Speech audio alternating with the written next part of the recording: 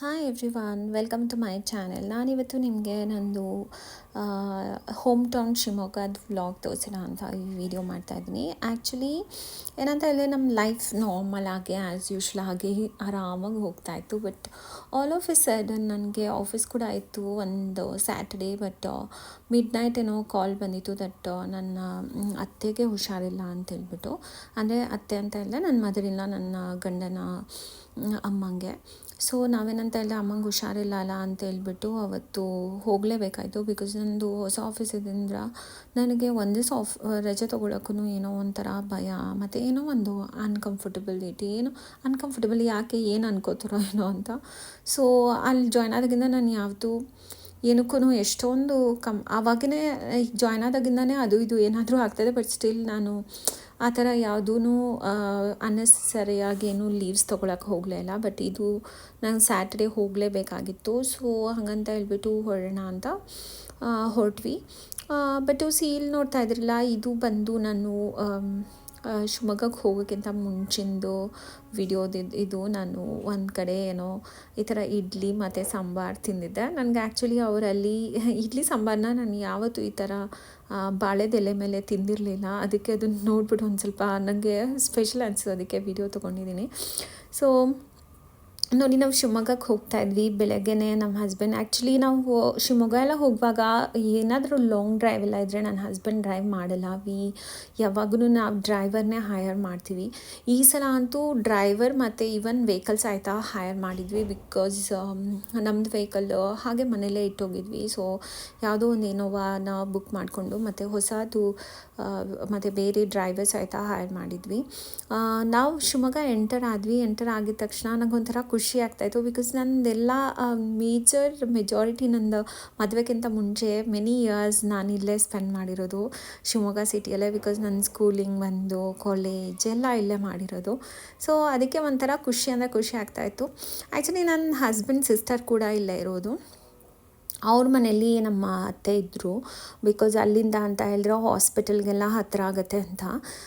ನಮ್ಮ ಶಿವಮೊಗ್ಗದಲ್ಲಿ ಏನಂತ ಹೇಳಿದ್ರೆ ಎಲ್ಲ ನರ್ಸಿಂಗ್ ಹೋಮ್, ಎಲ್ಲ ಹಾಸ್ಪಿಟಲ್ಸಲ್ಲೂ ಸಹಿತ ಎಲ್ಲರೂ ನನ್ನ ಹಸ್ಬೆಂಡ್ ಫ್ರೆಂಡ್ಸೇ ಇರೋದು, ಎಲ್ಲ ಸ್ಪೆಷಲಿಸ್ಟು. ಸೊ ನಮ್ಮ ಅತ್ತೆಗೆ ಸಹಿತ ಟ್ರೀಟ್ ಮಾಡ್ತಾ ಇದ್ದಿದ್ದು ನಮ್ಮ ಹಸ್ಬೆಂಡ್ ಫ್ರೆಂಡನ್ನೇ, ಬೆಸ್ಟ್ ಫ್ರೆಂಡ್ ಅವರು. ಬಿಕಾಸ್ ಅವರು ಒಟ್ಟಿಗೆ MBBS ಎಲ್ಲ ಮಾಡಿರೋದು. ಸೊ ಅವರು ನೋಡಿದರೆ ನಮಗೂ ಒಂದು ಕಂಫರ್ಟಬಲ್ ಇರುತ್ತಲ್ಲ, ಅಂದರೆ ಏನಾಗಿದೆ ಏನು ಅಂತೆಲ್ಲ ಹೇಳ್ಬಿಟ್ಟು. ಸೊ ಮನೆಗೆ ಹೋದ್ವಿ, ಅಮ್ಮನೆಲ್ಲ ನೋಡಿದ್ವಿ. ಅಮ್ಮ ಆ್ಯಕ್ಚುಲಿ ನಾವು ಹೋಗಿದ ತಕ್ಷಣ ಒಂಥರ ಚಂದ ಮಾತಾಡೋಕ್ಕೆ ಸ್ಟಾರ್ಟ್ ಮಾಡಿದ್ರು. ಅವ್ರಿಗೇನೋ ಮಗ ಸೊಸೆ ಎಲ್ಲ ಬಂದಿದ್ದಾರೆ ಅಂತ ಅಷ್ಟು ಖುಷಿಯಲ್ಲಿ ಎಷ್ಟು ಚಂದ ಮಾತಾಡಿದ್ರು. ನಮಗೂ ಒಂಥರ ಮನ್ಸಿಗೆ ಒಂಥರ ಸಮಾಧಾನ ಆಯಿತು. ಯಪ್ಪ, ಇಷ್ಟಾದರೂ ಒಂಥರ ಆರಾಮಾಗಿ ಮಾತಾಡ್ತಾ ಇದ್ದಾರಲ್ಲ ಅಂತ ಹೇಳ್ಬಿಟ್ಟು. ಆ್ಯಕ್ಚುಲಿ ನಮ್ಮ ಸಿಸ್ಟರ್ ಇನ್ ಲಾ ಬಂದು ಅವ್ರದ್ದು ಹೊಸದಾಗಿ ಮನೆ ಕನ್ಸ್ಟ್ರಕ್ಷನ್ ನಡೀತಾ ಇದೆ. ಸೊ ಅದಕ್ಕೆ ಅವ್ರ ಅಮ್ಮನೆಲ್ಲ ಮಾತಾಡಿಸಿ ಎಲ್ಲ ಆದಮೇಲೆ ನಾವು ಆ್ಯಕ್ಚುಲಿ ಅವ್ರ ಮನೆ ನೋಡೋಕೆ ಹೋದ್ವಿ, ಕನ್ಸ್ಟ್ರಕ್ಷನ್ ಸೈಟ್ಗೆ.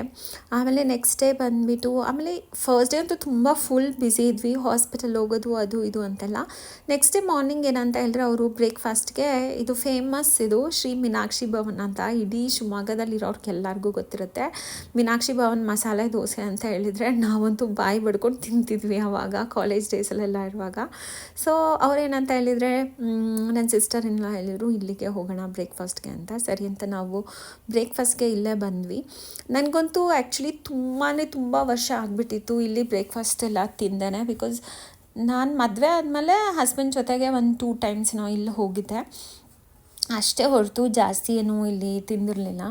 ಸೊ ಬೆಳಗ್ಗೆ ಏನು ಅಂದರೆ ಸ್ನಾನ ಕೂಡ ಮಾಡಿರಲಿಲ್ಲ. ಬೆಳಗ್ಗೆ ಹಾಗೆ ಎದ್ದಂಗೆ ಹೆಂಗೆ ಹೊರಟ್ಬಿಟ್ಟು ಬ್ರೇಕ್ಫಾಸ್ಟಿಗೆ ಹೋದ್ವಿ. ಬಟ್ ನನಗೆ ಒಂಥರ ತುಂಬ ಎಕ್ಸೈಟ್ಮೆಂಟ್ ಇತ್ತು, ಎಷ್ಟೊಂದು ತುಂಬ ವರ್ಷ ಆದಮೇಲೆ ಮೀನಾಕ್ಷಿ ಭವನಲ್ಲಿ ಬ್ರೇಕ್ಫಾಸ್ಟ್ ಮಾಡ್ತಾಯಿದ್ದೀನಿ ಅಂತ ಹೇಳ್ಬಿಟ್ಟು.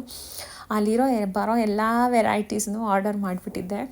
ನಾನು ಸ್ವಲ್ಪ ಹಾಗೇ ಎಲ್ಲಾದರೂ ಹೋಟೆಲ್ಸ್ ಇಲ್ಲ ರೆಸ್ಟೋರೆಂಟ್ಸ್ ಎಲ್ಲಿ ಹೋದ್ರೂ ಅಷ್ಟೇ ನಾನು ಬರೋದೆಲ್ಲ ಆರ್ಡರ್ ಮಾಡ್ತೀನಿ. ಇಲ್ಲಿ ನೋಡ್ತಾ ಇದ್ರಲ್ಲ, ಅವಲಕ್ಕಿ ಮತ್ತು ಮೊಸರು, ದಿಸ್ ಇಸ್ ದ ಟಾಪ್ ಏನೋ ಶೋ ಸ್ಟಾಪರ್ ಅಂತ. ಅಲ್ಲಿ ಎಷ್ಟು ಟೇಸ್ಟ್ ಇತ್ತು ಅಂತ ಹೇಳಿದರೆ, ನಾನು ಎಷ್ಟು ವರ್ಷ ಹಿಂದೆ ಬೆಣ್ಣೆ ದೋಸೆ ದೋಸೆ ತಿಂದಿದ್ನಲ್ಲ, ಅದೇ ಟೇಸ್ಟ್ ಇನ್ನೂ ರಿಟೈನ್ ಮಾಡಿದ್ದಾರೆ. ಇದೂ ಅಷ್ಟೇ ನೋಡಿ, ಇದು ಸೆಟ್ ದೋಸೆ. ಆಮೇಲೆ ನೀವಿಲ್ಲ ಏನಾದರೂ ಇಲ್ಲಿ ಹೋದರೆ ನೀವು ಅವಲಕ್ಕಿ ಮಾತ್ರ ಟಾಪ್ ನಾಚ್, ಅದನ್ನು ಟ್ರೈ ಮಾಡಿ. ಆಮೇಲೆ ಪಡ್ಡು ಸಹಿತ ಇತ್ತು.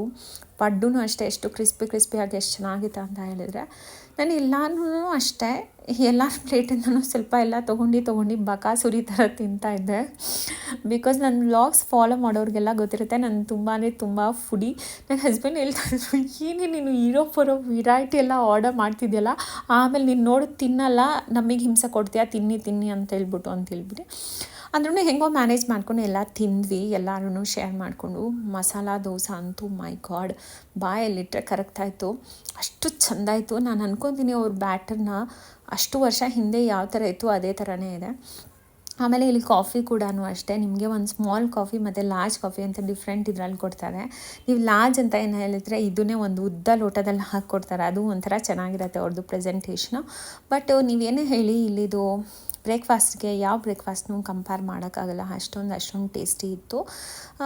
ಸೊ ನಾವೆಲ್ಲ ಆ್ಯಕ್ಚುಲಿ ಅಮ್ಮಂಗೆ ಹುಷಾರಿಲ್ಲ ಅಂತ ಒಂದು ರೀತಿಯಲ್ಲಿ ಮನಸ್ಸಲ್ಲಿ ಬೇಜಾರಿದ್ದರೂ ಕೂಡ ಒಂಥರ ಅವ್ರು ಚೆನ್ನಾಗಿ ಮಾತಾಡಿದ್ರಲ್ಲ ನಮ್ಮ ಜೊತೆಗೆ, ಅಂದರೆ ಎದ್ದು ಕೂತ್ಕೊಂಡ್ರು, ಮತ್ತು ನಾವು ಇರೋ ಕಡೆ ಎಲ್ಲ ಕೈ ಹಿಡ್ಕೊಂಡೆ ಎಲ್ಲ ಬಂದು ಓಡಾಡಿದರು. ಸೊ ಅದೊಂಥರ ಮನಸ್ಸಿಗೆ ತುಂಬ ಸಮಾಧಾನ ಅನಿಸ್ತು. ಆ್ಯಕ್ಚುಲಿ ನನ್ನ ಮಗನ್ನ ಕರ್ಕೊಂಡು ಹೋಗಿರಲಿಲ್ಲ, ನನ್ನ ಅಮ್ಮನ ಜೊತೆಗೆ ಮನೇಲೇ ಬಿಟ್ಟೋಗಿದ್ವಿ. ಸೊ ಅದಕ್ಕೆ ನಮ್ಮ ಅತ್ತೆಗೆ ಸ್ವಲ್ಪ ತುಂಬ ಬೇಜಾರಾಗಿತ್ತು. ಬಿಕಾಸ್ ಅವ್ರಿಗೆ ಆಬ್ವಿಯಸ್ಲಿ ಮಕ್ಳಿಗಿಂತ ಮೊಮ್ಮಕ್ಕಳಂದರೆ ತುಂಬ ಪ್ರೀತಿ ಇರತ್ತಲ್ಲ. ಆಮೇಲೆ ಅಲ್ಲೇ ಮೀನಾಕ್ಷಿ ಭವನಲ್ಲಿ ಈ ಥರ ಎಲ್ಲ ಸ್ನ್ಯಾಕ್ಸ್ ಎಲ್ಲ ಸೇಲ್ ಮಾಡ್ತಾರೆ. ಅಲ್ಲಿ ನಾನು ಈ ಥರ ಶುಂಠಿ ಪೆಪ್ಪರ್ಮೆಂಟ್ ಅಂತ ತೊಗೊಂಡೆ. ಇದು ಆ್ಯಕ್ಚುಲಿ ತುಂಬ ನಾಸ್ಟಾಲ್ಜಿಕ್ ಫೀಲಿಂಗ್. ಶುಂಠಿ ಪೆಪ್ಪರ್ಮೆಂಟ್ ನೋಡಿದರೆ ಒಂಥರ ಚೈಲ್ಡ್ಹುಡ್ ಮೆಮೊರೀಸ್ ಎಲ್ಲ ರಿಕಾಲ್ ಆಗೋ ಥರ. ಇಲ್ಲಿ ಮತ್ತು ನೋ ಫೋನ್ಪೇ ಮತ್ತು ಗೂಗಲ್ ಪೇ ಅಂತ ಬರೆದಿದ್ರು. ನನ್ನ ಹತ್ರ ಕ್ಯಾಶ್ನ ಕಮ್ಮಿ ಇತ್ತು. ಸೊ ನಮ್ಮ ಹಸ್ಬೆಂಡು ಬೈತಾಯಿದ್ರು, ಇಲ್ಲ ಎಲ್ಲಿ ಹೋದ್ರು ಏನೇನೋ ತೊಗೊಳ್ಬೇಕು, ನಿನಗೆ ಬೇಡದೇ ಇರೋ ಥರದ್ದೆಲ್ಲ ಅಂತ. ಸೊ ಆಮೇಲೆ ಬಂದ್ವಿ ನಾವು ಮನೆಗೆ. ಬಟ್ ಶಿವಮೊಗ್ಗನ ಎಷ್ಟೋ ವರ್ಷ ಆದಮೇಲೆ ನಾನೊಂಥರ ಆರಾಮಾಗಿ ಈ ಥರ ಹೋಗಿ ವಿಸಿಟ್ ಮಾಡ್ತಿದ್ದೀನೇನೋ ಅಂತ ಅನ್ನಿಸ್ತಾಯಿತ್ತು. ಬಟ್ ಸ್ಟಿಲ್ ಏನಂತ ಹೇಳಿದ್ರೆ ಒಂಥರ ಬ್ಯುಸಿ ಶೆಡ್ಯೂಲ್ ಇತ್ತು. ಸ್ಯಾಟರ್ಡೇ ಹೋದ್ವಿ, ಅರ್ಲಿ ಮಾರ್ನಿಂಗ್ ಒಂದು 12 ಹಂಗೆ ರೀಚ್ ಆಗಿದ್ವಿ. ಆಮೇಲೆ ನೆಕ್ಸ್ಟ್ ಡೇ ಮತ್ತೆ ನಾವು 12 ಹಂಗೆ ಅಲ್ಲಿಂದ ಹೊರಡಬೇಕಾಗಿತ್ತು. ಸೊ ಇದು ಮಾರ್ನಿಂಗ್ ನಾವಷ್ಟೇ ಬ್ರೇಕ್ಫಾಸ್ಟ್ ಮಾಡಾದಮೇಲೆ ಮತ್ತೆ ಹೊರಟ್ವಿ. ನಾವು ಹೊರಟ್ಬಿಟ್ಟು ಇಲ್ಲಿ ಬರುವಾಗ ತುಮಕೂರು ರೋಡಲ್ಲೇನೋ ಇದು ಒಂದು ಹೋಟೆಲ್ ಡಾಬಾ ಟೈಪ್ದು ಒಂದು ಸಿಕ್ತು. ಸೊ ಅಲ್ಲಿ ಲಂಚಿಗೆ ಬಂದ್ವಿ. ಸೊ ನನಗೇನಂತ ಹೇಳಿದರೆ ಒಂಥರ ಮನಸ್ಸಿಗೆ ಬೇಜಾರಾಗ್ತಾಯಿತ್ತು. ಬಿಕಾಸ್ ನಮ್ಮ ಅತ್ತೆಗೆಲ್ಲ ಇನ್ನೂ ಏನಂತ ಹೇಳಿದರೆ ಫುಲ್ ಹೆಲ್ತೇನು ರಿಕವರಿನೂ ಕೂಡ ಆಗಿಲ್ಲ, ಮತ್ತು ತುಂಬ ಪ್ರಾಬ್ಲಮ್ ಇತ್ತು ಅವ್ರಿಗೆ. ನೋಡ್ಕೊಳ್ಳೋರಿಗೆ ಕೇರ್ ಟೇಕರು ಅದನ್ನೆಲ್ಲ ಅರೇಂಜ್ ಮಾಡಬೇಕಾಗಿತ್ತು. ಬಟ್ ಯಾರೂ ಸರಿಯಾಗಿ ಸಿಗ್ತಾ ಇರಲಿಲ್ಲ ಕೇರ್ ಟೇಕರೆಲ್ಲ. ಸೊ ಅದೆಲ್ಲ ತುಂಬ ತಲೆಯಲ್ಲಿ ಥಾಟ್ಸ್ ತುಂಬ ಓಡ್ತಾಯಿತ್ತು. ಯಾರೂ ನಾನಾಗಲಿ ನನ್ನ ಹಸ್ಬೆಂಡ್ ಆಗಲಿ, ಮತ್ತು ನನ್ನ ಹಸ್ಬೆಂಡ್ ಬ್ರದರ್ ಕೂಡ ಇದ್ದರು, ಎಲ್ಡರ್ ಬ್ರದರ್, ಅವರು ನಮ್ಮ ಜೊತೆಗೇ ಬಂದಿದ್ದರು. ಎಲ್ಲನೂ ಒಂಥರ ಸೈಲೆಂಟಾಗಿದ್ದು ಥ್ರೂ ಔಟ್ ದ ಜರ್ನಿ. ಹೋಗುವಾಗೂ ಸೈಲೆಂಟಾಗಿದ್ವಿ, ಬರುವಾಗೂ ಸೈಲೆಂಟಾಗಿದ್ವಿ. ಅಲ್ಲೂ ಅಷ್ಟೇ ಒಂಥರ ಫೀಲಿಂಗ್ ಇದು.